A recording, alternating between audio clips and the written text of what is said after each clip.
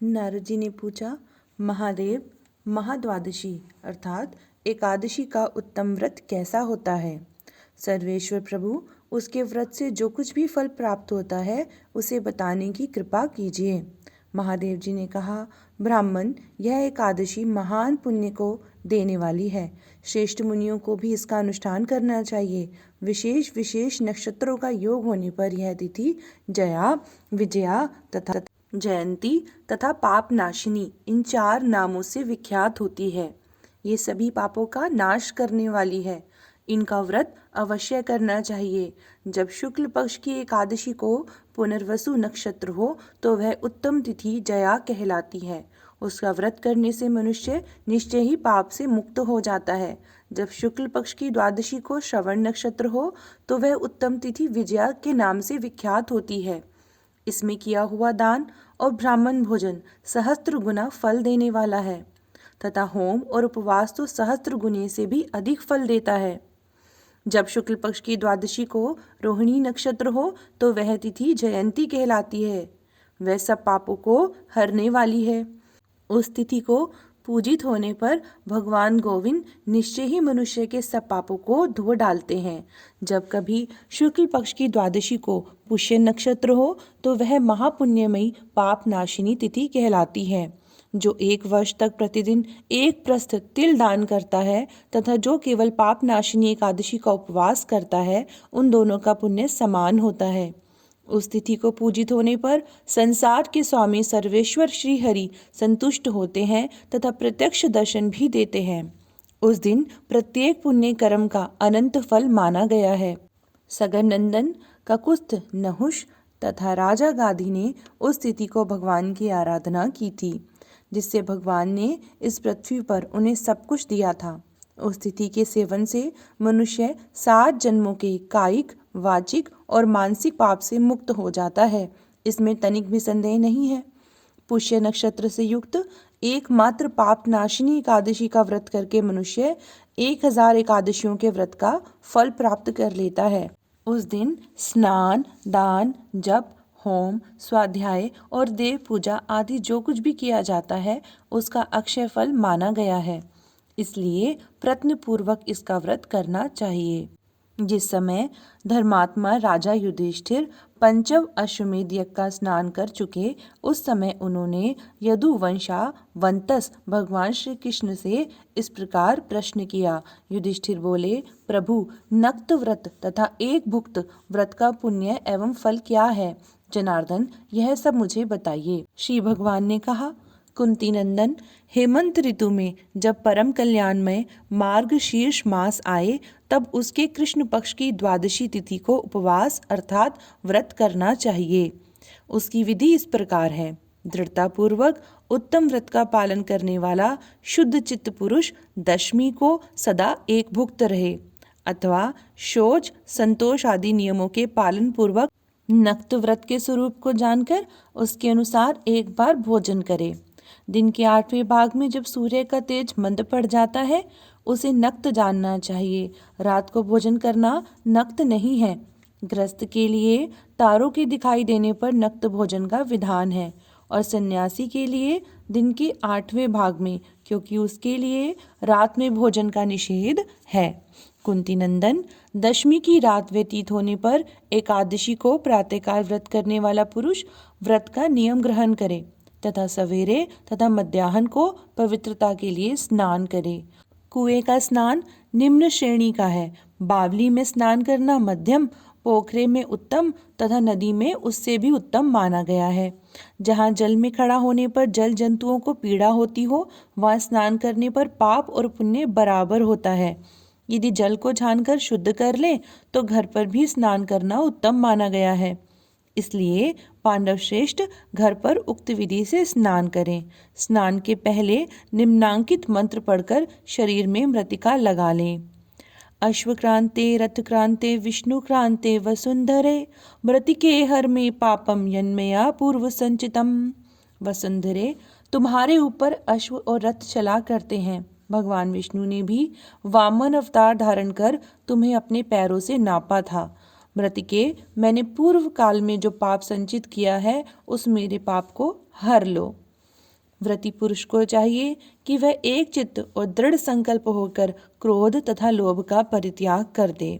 अंत्यज, पाखंडी, मिथ्यावादी, ब्राह्मण निंदक, अगम्य स्त्री के साथ गमन करने वाले, अन्यान्य दुराचारी, परधनहारी तथा पर स्त्रीगामी मनुष्यों से वार्तालाप न करे।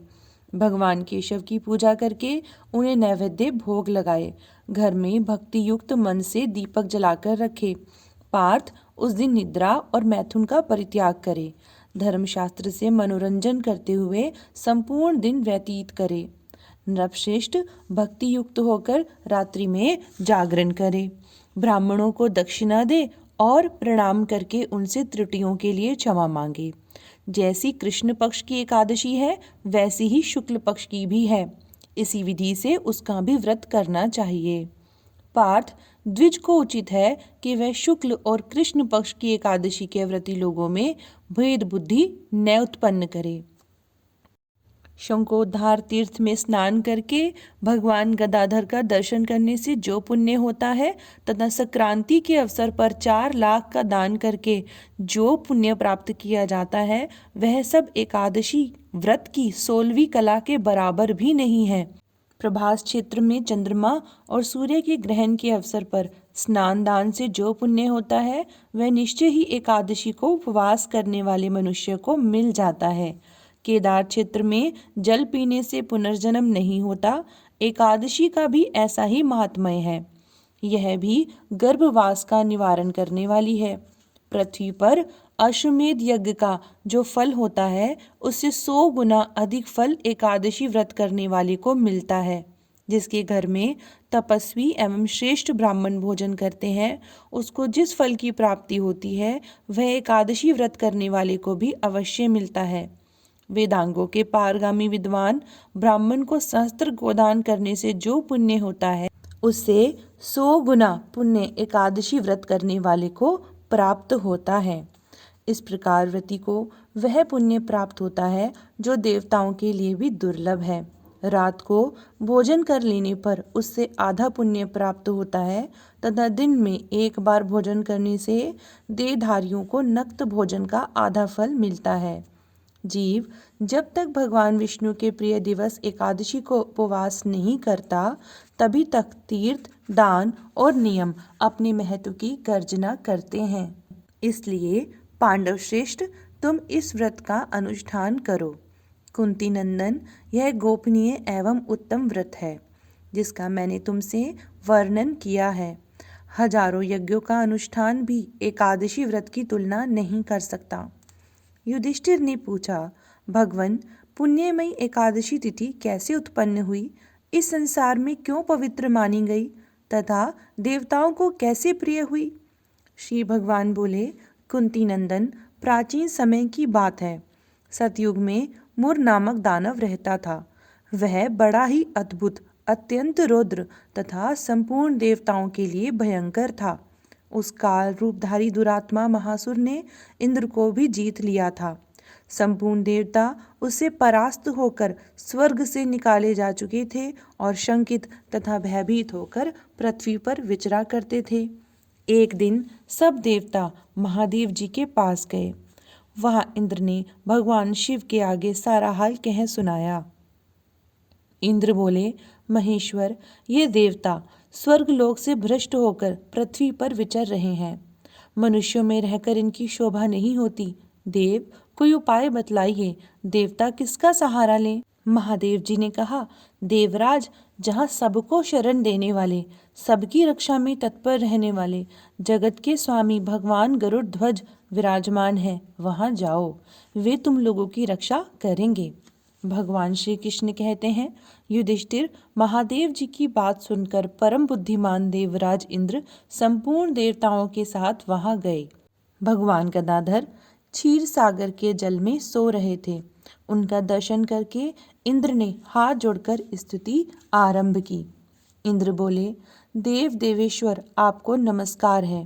देवता और दानव दोनों ही आपकी वंदना करते हैं। पुंडरीकाक्ष, आप दैत्यों के शत्रु हैं। मधुसूदन, हम लोगों की रक्षा कीजिए। जगन्नाथ, संपूर्ण देवता मुर नामक दानव से भयभीत होकर आपकी शरण में आए हैं। भक्तवत्सल हमें बचाइए। देव देवेश्वर हमें बचाइए। जनार्दन हमारी रक्षा कीजिए, रक्षा कीजिए। दानवों का विनाश करने वाले कमल नयन हमारी रक्षा कीजिए। प्रभु, हम सब लोग आपके समीप आए हैं, आपकी ही शरण में आ पड़े हैं। भगवान, शरण में आए हुए देवताओं की सहायता कीजिए।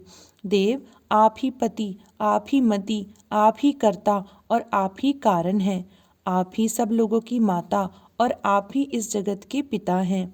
भगवान, देव देवेश्वर, शरणागत वत्सल देवता भयभीत होकर आपकी शरण में आए हैं। प्रभु, अत्यंत उग्र स्वभाव वाले महाबली मूर नामक दैत्य ने संपूर्ण देवताओं को जीतकर इन्हें स्वर्ग से निकाल दिया है। इंद्र की बात सुनकर भगवान विष्णु बोले, देवराज, वह दानव कैसा है?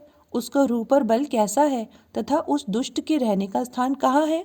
इंद्र बोले, देवेश्वर, पूर्व काल में ब्रह्मा जी के वंश में तालजंग नामक एक महान असुर उत्पन्न हुआ था, जो अत्यंत भयंकर था। उसका पुत्र मूर दानव के नाम से विख्यात हुआ। वह भी अत्यंत उत्कट, महापराक्रमी और देवताओं के लिए भयंकर है। चंद्रावती नाम से प्रसिद्ध एक नगरी है, उसी में स्थान बनाकर वह निवास करता है। उस दैत्य ने समस्त देवताओं को परास्त करके स्वर्ग लोक से बाहर कर दिया है। उसने एक दूसरे ही इंद्र को स्वर्ग के सिंहासन पर बिठाया है। अग्नि, चंद्रमा, सूर्य, वायु तथा वरुण भी उसने दूसरे ही बनाए हैं। जनार्दन, मैं सच्ची बात बता रहा हूँ, उसने सब कोई दूसरे ही कर लिए हैं।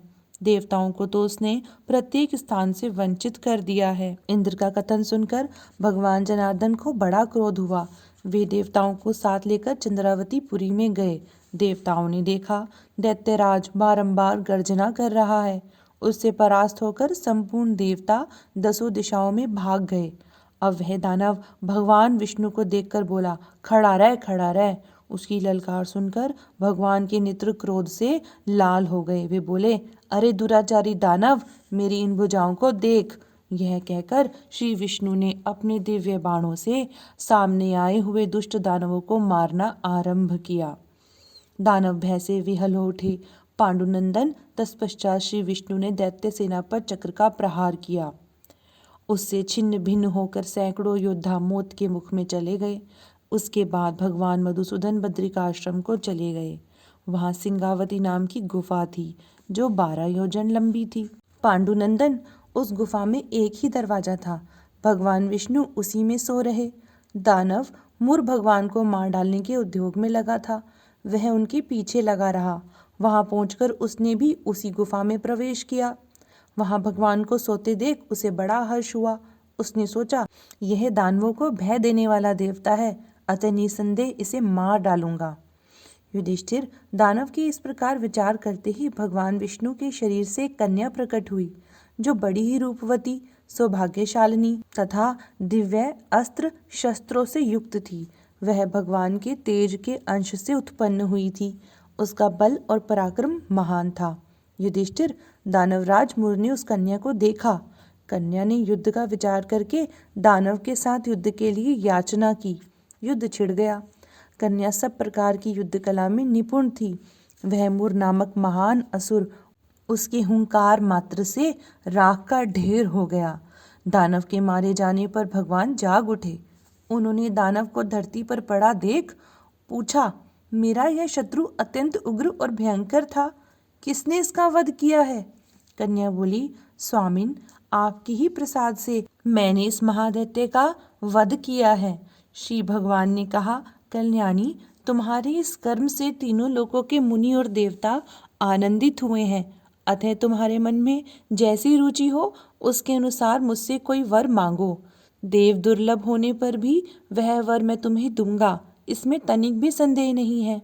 वह कन्या साक्षात एकादशी ही थी। उसने कहा, प्रभु, यदि आप प्रसन्न हैं तो मैं आपकी कृपा से सब तीर्थों में प्रधान, समस्त विघ्नों का नाश करने वाली तथा सब प्रकार की सिद्धि देने वाली देवी हूँ। जनार्दन, जो लोग आप में भक्ति रखते हुए मेरे दिन को उपवास करेंगे, उन्हें सब प्रकार की सिद्धि प्राप्त हो। माधव, जो लोग उपवास, नक्त अथवा एक भुक्त करके मेरे व्रत का पालन करें, उन्हें आप धन, धर्म और मोक्ष प्रदान कीजिए।